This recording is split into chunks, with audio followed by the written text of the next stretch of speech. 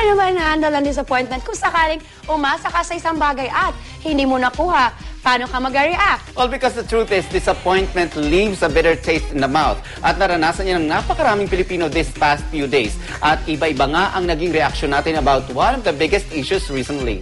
Pero the good thing is, hindi lang puro disappointment ang naging balita ngayon dahil marami ring success stories na bumungad sa ating lahat. Kilalanin natin ang mga mukha ng tagumpay at pagkasawi ngayong umaga at simulan na natin with our hot top story for today. Umpisa na natin naman sayang chikaan dito sa Showbiz Exclusive.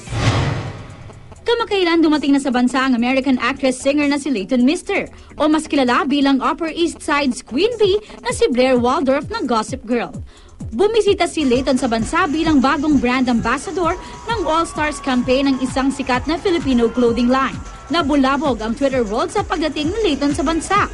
Maging ang ilan sa ating mga celebrity, winelcome rin ang pagbisita ng tinaguriang Queen Bee. Mas lalong na-excite ang lahat ng mapabalitang rarampa sa Philippine Fashion Week ang sikat na aktres. Nitong ang Sabado, inabangan ang pagrampa ni Leighton sa Impact Fashion Show ng naturang clothing brand na kanyang ini-endorso. Masigabong palakpakan at hiyawan ang sumalubong kay Leighton mula sa kanyang Filipino fans.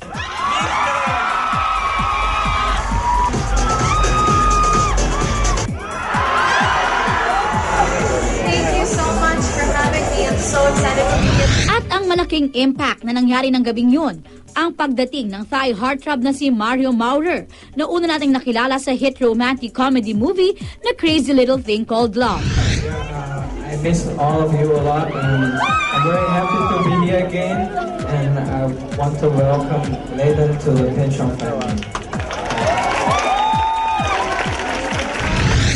Talaga namang runway success ang naturang fashion event na nag-iwan ng malaking impact sa Philippine fashion world ngayong taon.